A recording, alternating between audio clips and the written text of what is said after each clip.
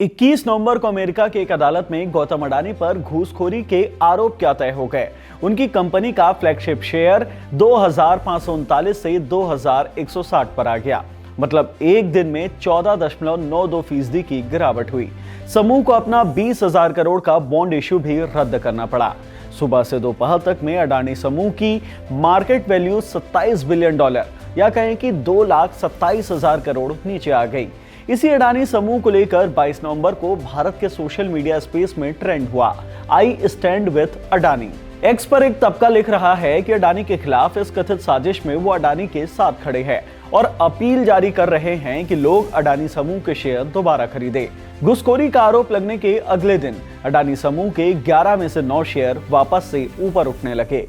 लेकिन शेयर बाजार से मिल रहा यह रिस्पॉन्स अभी अडानी ग्रुप की मुश्किलों को कम नहीं कर रहा। एक तो जो नुकसान हुआ है उसकी भरपाई नहीं हुई, फिर ये भी खबर सब तक पहुंच गई कि अमेरिका के बाद अब केन्या ने अडानी ग्रुप को झटका दिया है और 2 बड़ी डील कैंसिल कर दी है। पहली डील $700 मिलियन की थी, जिसमें पावर ट्रांसमिशन लाइनों का निर्माण करना था। दूसरी डील $1.8 अरब की थी, जिसमें एक इंटरनेशनल एयरपोर्ट तैयार करना था। अमेरिका में इंडाइक्टमेंट सामने आने के बाद अडानी ग्रुप के साथ क्या क्या हुआ, इन आरोपों से अडानी के साम्राज्य को कितना नुकसान हुआ और क्या अमेरिका और केन्या के बाद अब अडानी ग्रुप को कहीं और झटका लग सकता है, इन सवालों के जवाब ढूंढने से पहले आसान भाषा में ये समझ लेते हैं कि अमेरिका में शुरू हुए इंडाइक्टमेंट के मुताबिक अडानी पर क्या क्या आरोप है। इंडाइक्टमेंट का हिंदी मतलब होता है अभियोग। ये एक लिखित आरोप पत्र होता है जिसमें आप भारत में दायर होने वाली चार्जशीट की तरह समझ सकते हैं। अडानी ग्रुप की अडानी ग्रीन एनर्जी और एक दूसरी company Azure power global limited पर इल्जाम लगा कि इन्होंने भारत में अपने बिजली बेचने के लिए सरकारी अधिकारियों को घूस खिलाई है। घूसखोरी के अलावा दूसरा आरोप अमेरिकी निवेशकों से झूठ बोलकर फंडिंग लेने का है। इसमें ग्रीन एनर्जी के सीईओ विनीत जैन का नाम सामने आया है। आरोप है कि विनीत जैन ने घूसखोरी या भ्रष्टाचार वाली बातें छिपाकर कंपनी में निवेश करने के लिए अमेरिकी निवेशकों से $3 अरब से ज्यादा का निवेश करा लिया है। 22 नवंबर को आंध्र प्रदेश के पूर्व मुख्यमंत्री जगन मोहन रेड्डी ने प्रेस कॉन्फ्रेंस की। सवाल उठता है क्यों?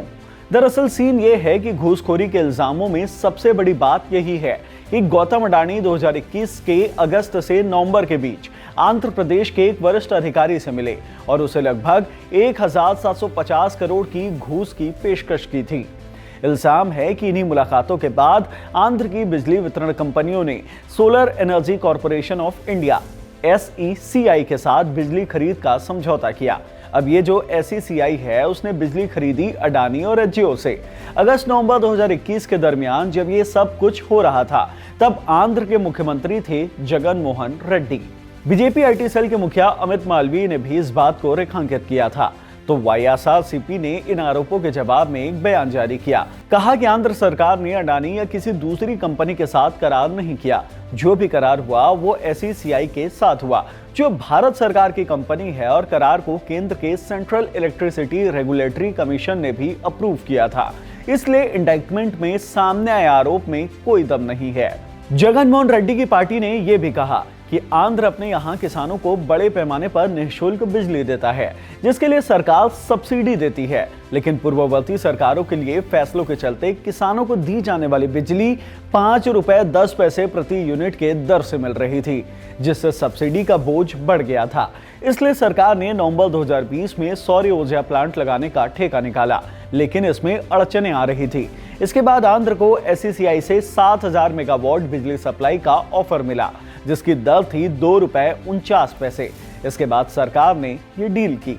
कुल मिलाकर जगन मोहन रेड्डी की पार्टी ये कह रही है कि उनसे पहले आए लोगों ने महंगी बिजली ली और उन्होंने आकर सस्ती बिजली का जुगाड़ किया है। आंध्र प्रदेश के मौजूदा मुख्यमंत्री चंद्रबाबू नायडू ने इस पर प्रतिक्रिया दी है। उन्होंने आंध्र विधानसभा में कहा है कि सरकार के पास आरोप पत्र की जानकारी है और दोषियों पर कार्रवाई होगी।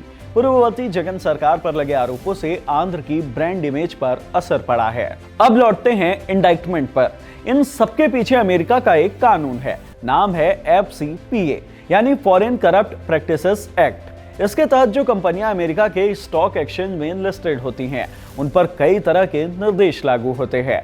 सबसे बड़ा तो ये होता है कि ये कंपनियां दूसरे देशों के सरकारी अधिकारियों को रिश्वत नहीं दे सकती। FBI, डिपार्टमेंट ऑफ जस्टिस और SEC यानी कि सिक्योरिटी एंड एक्सचेंज कमीशन के एजेंट्स इन कंपनियों पर पैनी नजर रखते हैं। 2022 में एज्योर ग्लोबल पावर लिमिटेड में नेतृत्व परिवर्तन और बड़े बदलाव होने लगे, तब इन एजेंसियों का ध्यान एज्योर की तरफ गया। SEC ने आरोप लगाया कि इस दौरान एज्योर से कुछ अधिकारियों को इस्तीफा देने के लिए कहा गया। कंपनी के भीतर बैठक हुई ताकि ये तय हो सके कि रिश्वत का भुगतान कैसे किया जाए, वही रिश्वत का जो भारत में सरकारी अधिकारियों को दी जानी है। तय हुआ कि एज्योर आंध्र प्रदेश में अपने पावर सप्लाई राइट्स अडानी को दे देगा और एज्योर ने ऐसा किया भी। फिर आंध्र से टेंडर वाले मामले में भी वो पीछे हट गया। अमेरिकी कानून के मुताबिक लिस्टेड कंपनियों को अपने उठाए सभी स्टेप्स की जानकारी SEC को भेजनी होती है। SEC ने नियम के मुताबिक इन रिपोर्ट्स की जनरल इंक्वायरी की। यहाँ एज्योर ने कुछ दस्तावेज छिपा लिए थे। इससे SEC का शक बढ़ गया। जांच बढ़ता गया तो और भी एजेंसियां शामिल होने लगी। FBI, डिपार्टमेंट ऑफ जस्टिस और SEC के एजेंट्स ने एज्योर के 4 अधिकारियों को पूछताछ के लिए बुलाया।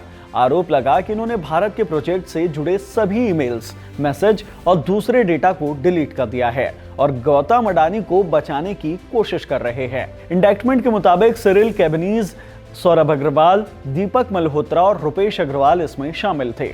इंडक्टमेंट के मुताबिक इन लोगों ने FBI को बयान दिया है कि इन लोगों ने भारत में सोलर प्रोजेक्ट हासिल करने के लिए भारतीय सरकारी अधिकारी को रिश्वत दी है। इसी बयान और उससे मिले कुछ इलेक्ट्रॉनिक चैट के सबूत के आधार पर 24 अक्टूबर 2024 को मामला कोर्ट तक पहुंच गया है। कोर्ट ने इस इंडाइटमेंट को स्वीकार किया और आरोपी के खिलाफ इंडाइटमेंट लेटर जारी किया।